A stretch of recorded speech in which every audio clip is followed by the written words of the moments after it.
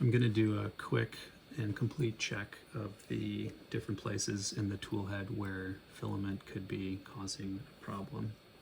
The tools that I'm going to need for this are going to be both of the wrenches that came with the printer and then a glove that can handle a bit of heat. I'm being careful to do this when the nozzle is still well above 100 Celsius so that it's possible to do a cold pull. What I'm going to start with is getting the print head somewhere it's a little bit more accessible.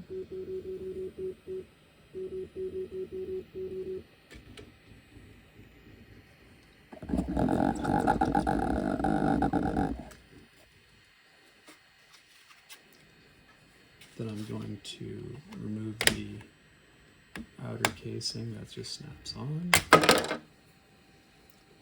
Now I'm going to put on the glove to remove the silicone cover over the extruder nozzle. I'm going to open the retaining clip, and then by pulling the nozzle tip a little bit towards me and then pushing down if necessary, it should come right out. In this case, there's actually filament run through the whole thing, and so it's not coming out beyond where it is even though it's loose. I'm going to actuate the cutter in order to cut it free.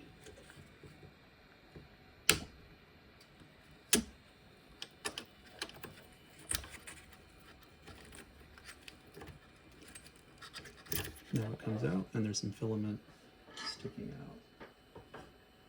And I'm going to want to grab that filament with some pliers or just with my fingers, and I was able to pull out what was in there actually just with my fingers. So that's great. That way we know that there's not a clog in there, or if there is, we pulled it out. And now we can put that back in place where it was.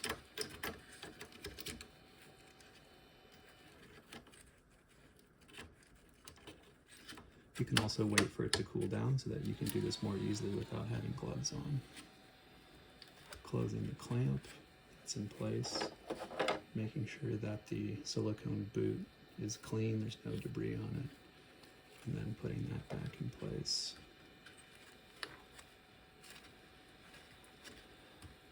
Coming up from the bottom. Alright, that's where it should be. Now let's suppose that we want to suspect that there's still filament in some problematic spot inside the tool head body.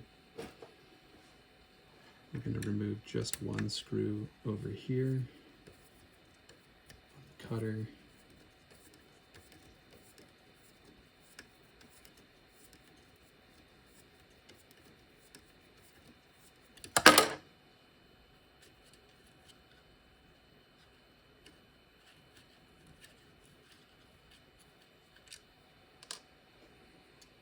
And with this out, we can check the cutter blade.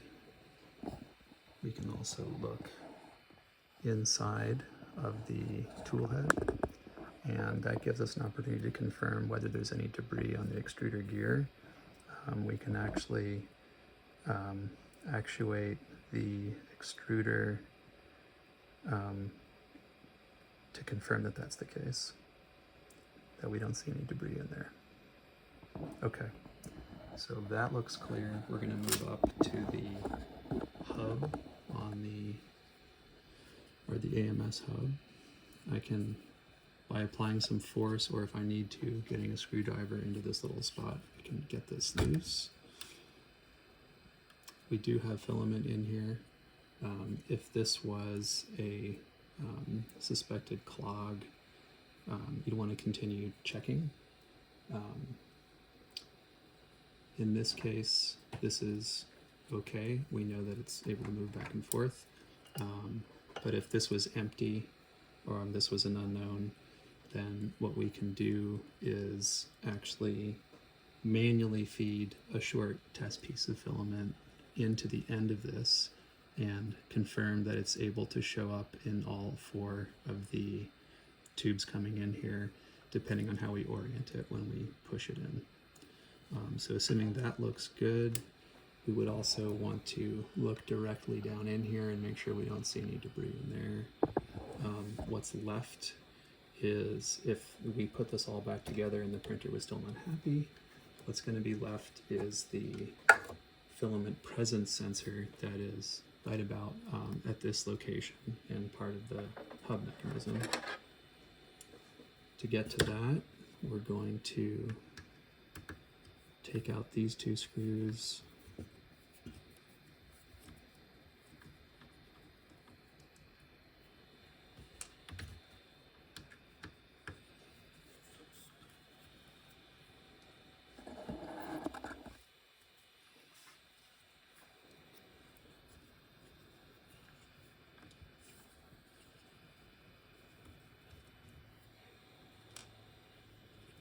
very carefully slide it up, being careful of the ribbon cable at the back.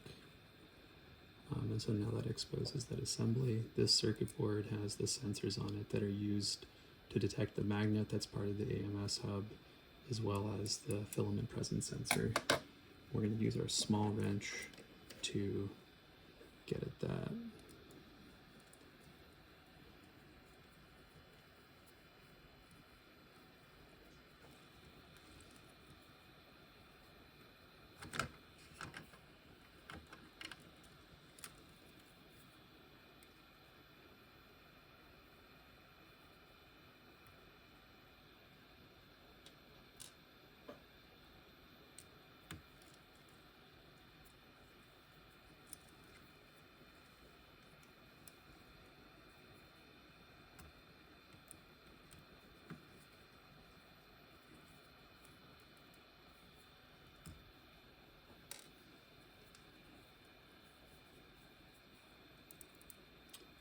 And here is a metal lever that moves back and forth when there is filament present.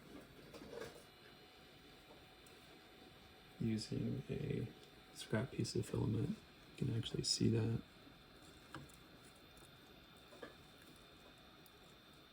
It moves out just a little bit as the filament goes past because the lever is in the way of the filament.